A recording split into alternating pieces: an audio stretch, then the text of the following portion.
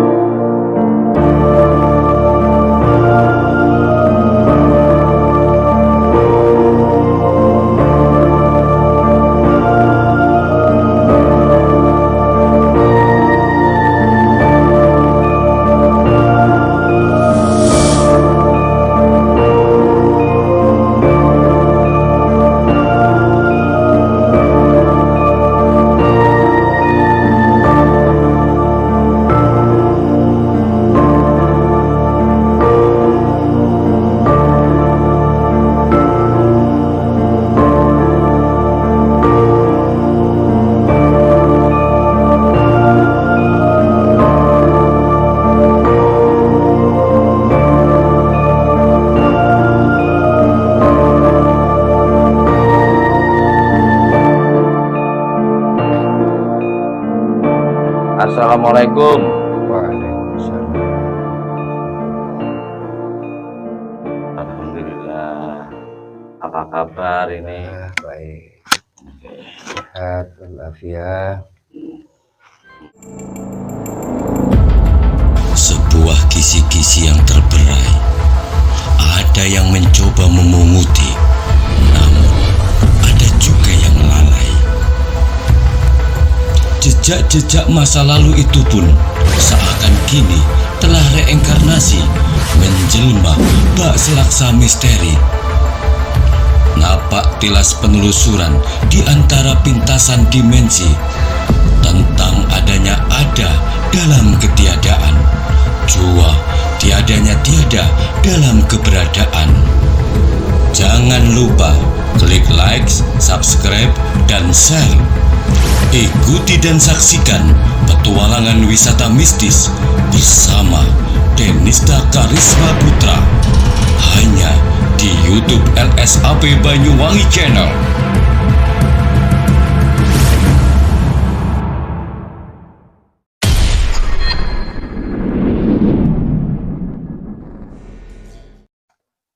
Baiklah pemirsa netizen dimanapun berada, alhamdulillah ini saya sudah berada di sebuah makam keramat, seperti yang tadi kami maksudkan, bahwa di sini terhubung dengan leluhurnya warga yang ada di desa Alian ini, dan terhubung erat dengan adanya ritual sakral yaitu kebu-kebuan, di mana pada setiap bulan Suro itu terjadi di sini orang-orang kesurupan yang meminta untuk diadakannya sebuah ritual yaitu ritual kebu-kebuan. Nah, kebetulan di hadapan saya ini ada yang sosok muda yang pastinya selalu intens secara rutin nguri-nguri tentang leluhur ini. Baik, kita akan bincang-bincang dulu. Baik.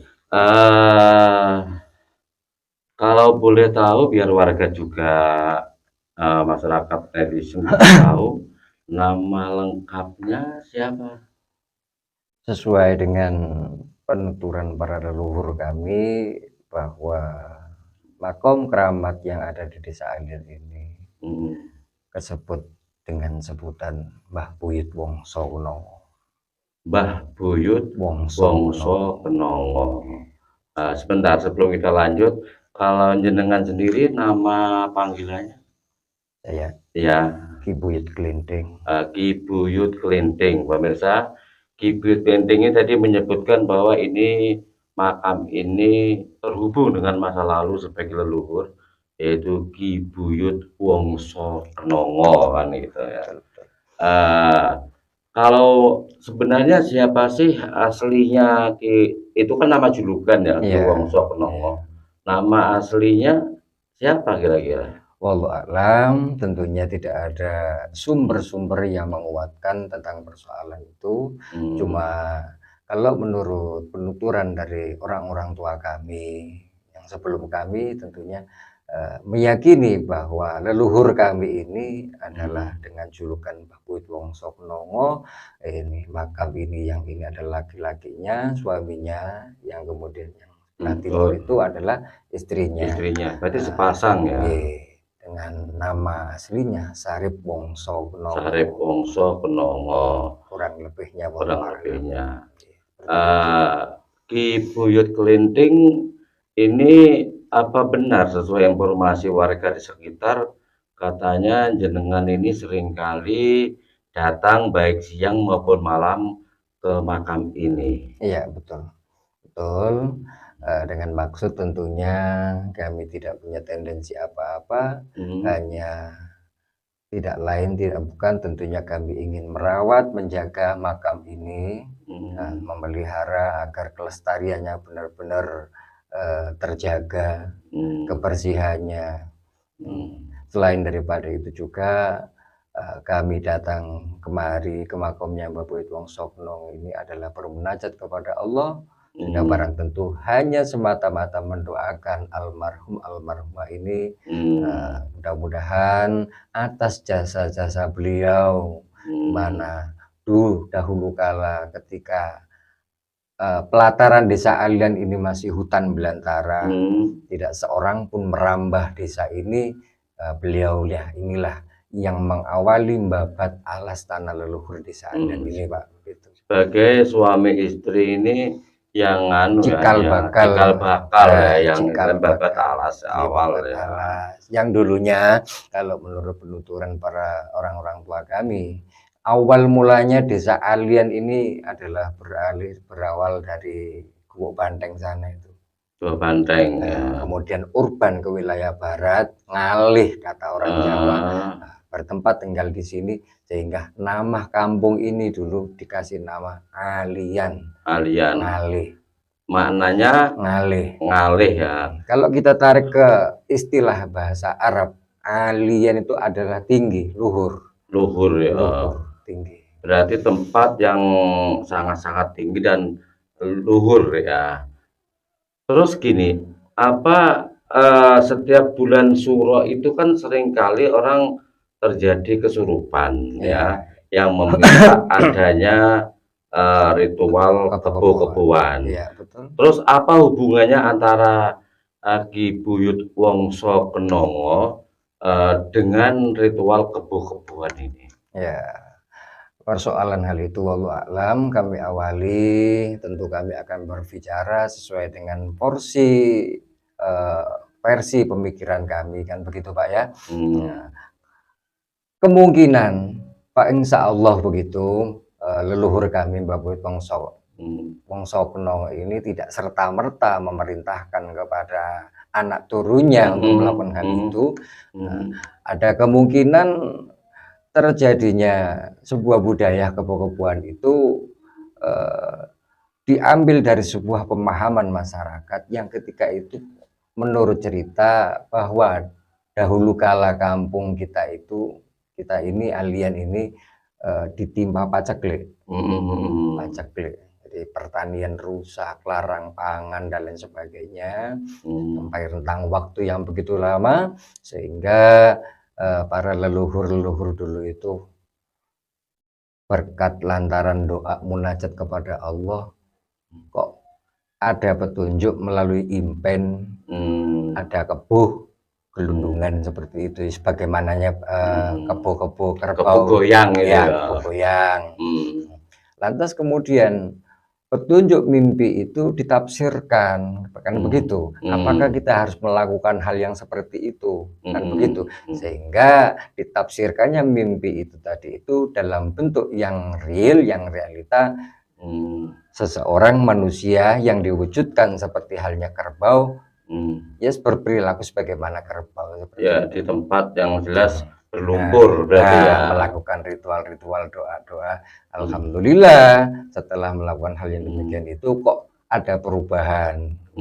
Ada perubahan, pertanian sudah mulai kembali pulih, hama menjadi hilang.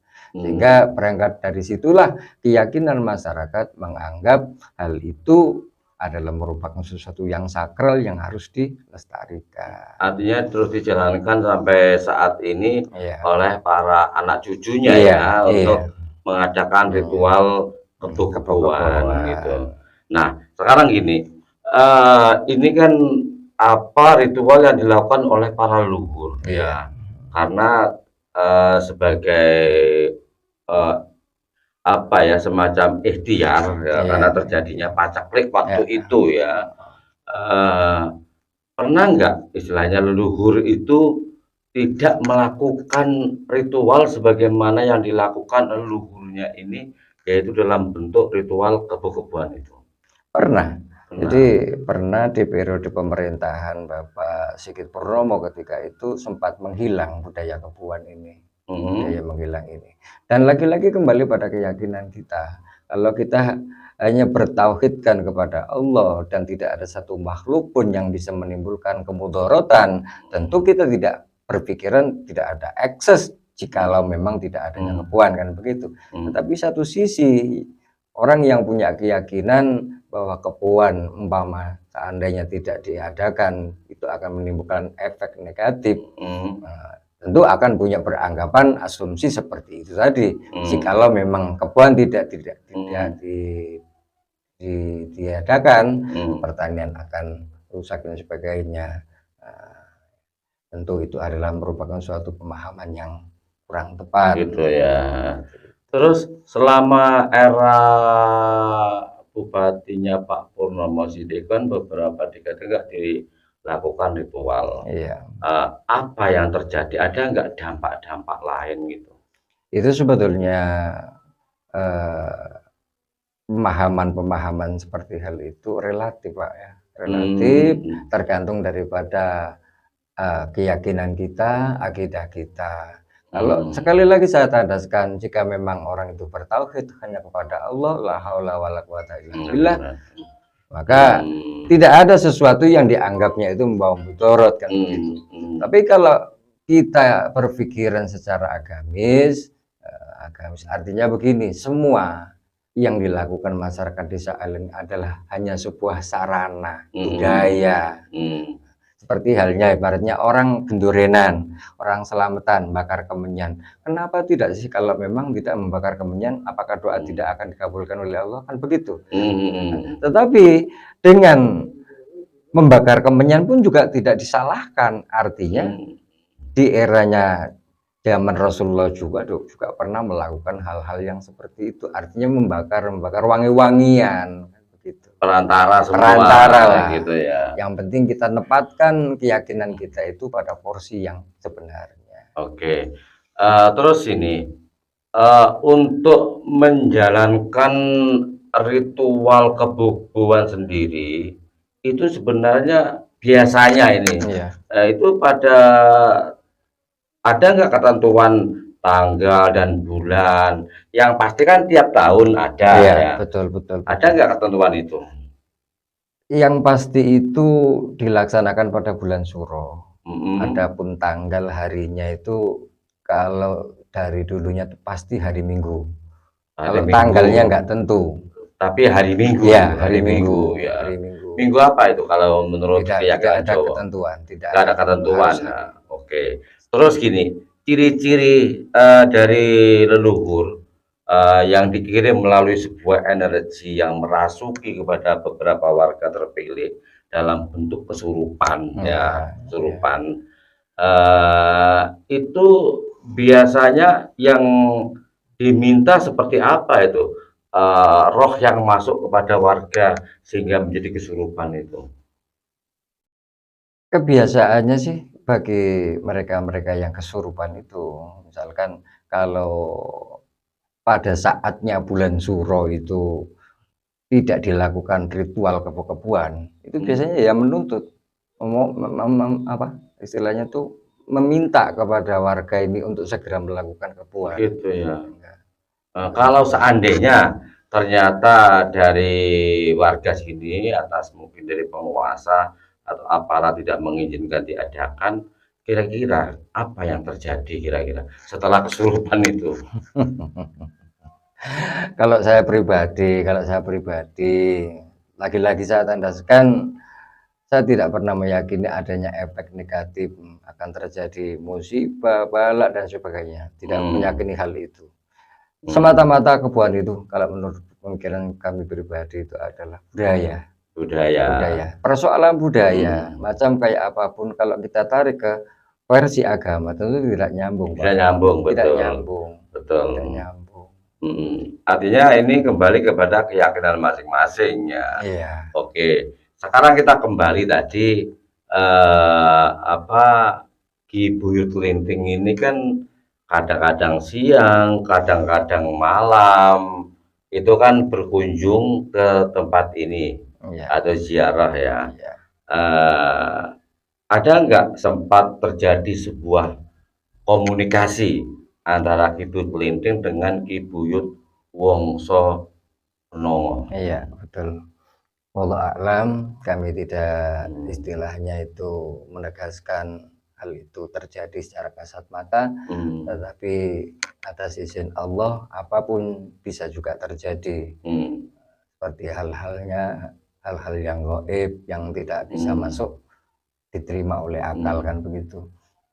Kalau secara kasat mata kami memang tidak pernah mengalami hal itu, tetapi kalau secara dalam bentuk hilangnya sebuah kesadaran dalam durasi yang begitu singkat, hmm, kami pernah mengalami hmm, melihat sebuah sosok orang tua, hmm, orang tua perempuan, postur tubuhnya itu kecil, gitu. hmm, Apakah itu leluhur kami Buyut Wongso Kenong atau tidak, wallahu alam, kami tidak hmm, berani istilah itu hmm, menegaskan secara hmm. pasti. Kalau yang laki-laki juga kecil itu ya, sama ya? Kecil tinggi Kecil. Kira-kira ukuran manusia tingginya berapa meter? sedang Sedang ya, sedang lah. umumnya itu Iya, berarti ya, iya. umumnya. Ada nggak pesan-pesan yang disampaikan ketika Ki Buyut Linting ini berziarah ke tempat ini? Yang pernah kami alami tidak ada komunikasi ketika itu. Hanya penampakan dalam bentuk Penampakan, sekilas ya? ada orang bersih-bersih nyapu, melihat ada orang perempuan nyapu di sini. Nah, Hmm, sekilas hanya seperti itu. hmm, Hal itu kami tafsirkan seperti ini, yang namanya orang bersih-bersih, nyapu-nyapu dan hmm. sebagainya, kami tafsirkan jogonen, rumaten omahku iki.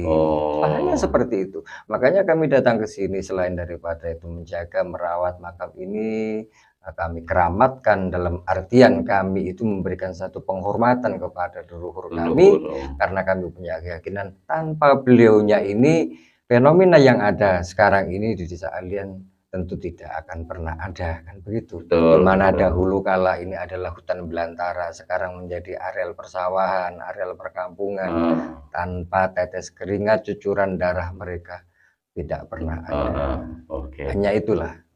Terus untuk warga Alian sendiri yang disebut tadi sebagai anak cucu ya, sebagai keturunan, apakah juga secara umum warga di sini juga melakukan hal yang sama berziarah ke tempat ini seperti dilakukan oleh Ki Buyut Kelinting? Iya, ya lagi-lagi kembali kepada persoalan pribadi, kan begitu. Tidak serta-merta orang itu taat, patuh, melakukan hal yang sama, tentu memiliki opsi yang berbeda, kan begitu Pak. Tetapi secara mayoritas warga masyarakat desa Alian ini sangat menghormatilah leluhur kami ini, Wongso Kenongo ini, sehingga banyak warga itu datang kemari nyekar atau berziarah, mendoakan. Kesadaran untuk nguri-nguri ya. Betul. Baik, Ki Buyut Kelinting, setelah begitu jelas dipaparkan tadi, ada nggak pesan-pesan baik untuk warga di sini, di Desa Alian maupun untuk masyarakat umum yang menyaksikan tayangan ini? Iya, tentu kami sangat mengharap sekali, memohon kepada sedulur-sedulur kami yang ada di Desa Alian, khususnya terlebih untuk masyarakat umum dimanapun berada, mari kita jaga, kita lestarikan tempat-tempat yang sakral, yang keramat seperti ini, yang dalam artian kita itu memberikan satu penghormatan atas jasa kepada leluhur. Sudah barang tentu penghormatan kita itu tidak serta-merta mengagungkan beliau-beliau ini. Nah, ini adalah hanya sebuah tempat, ini adalah sebuah sarana di mana kita bermunajat kepada Allah, mendoakan almarhum ini. Nah, gitu. Mudah-mudahan Allah memberikan balasan atas jasa-jasa beliau, diterima segala amal ibadahnya, diampuni segala dosanya, diberikan ketenangan, ketentraman, kedamaian di alamnya sana. Amin. Kami hanya punya keyakinan berdoa dimanapun tempat itu bisa, di masjid, di rumah, di musola, di sawah, di hutan dan sebagainya, bisa. Kita berdoa kepada Allah dimanapun tempat bisa. Tapi Allah memberikan tempat-tempat keistimewaan di mana tempat itu bisa mustajab doanya. Seperti halnya Ka'baitullah, Multazam, Hijr Ismail, Maqam Ibrahim, termasuk tempat-tempat orang-orang soleh seperti ini. Hanya itu. Ya, oke. Cukup ya. Oke. Baiklah pemirsa netizen dimanapun berada, itu tadi sudah sangat gamblang penjelasan dari Ki Buyut Kelinting. Ini adalah makam yang diyakini oleh warga Desa Alian sebagai makamnya orang sini menyebutnya Mbah Boyo Wongso Kenongo ya. Ini ada suami istri di sini, dan di sini pula sebagai cikal bakalnya adanya ritual kebu-kebuan, atau orang lain menyebut juga kebuan, karena diawali dengan terjadinya sebuah paceklik yang ada di Desa Alian. Terima kasih, mudah-mudahan bermanfaat, dan kita memang sayukianya untuk nguri-nguri segala bentuk warisan leluhur sebagai wujud penghormatan atas jerih payah beliau sehingga menjadi sebuah tatanan seperti saat ini. Mudah-mudahan bermanfaat bagi kita semua. Salam budaya berbasis kearifan lokal. Wassalamualaikum warahmatullahi wabarakatuh. Waalaikumsalam. Terima kasih Ki Buyut Kelinting, mudah-mudahan selalu sehat. Sama-sama.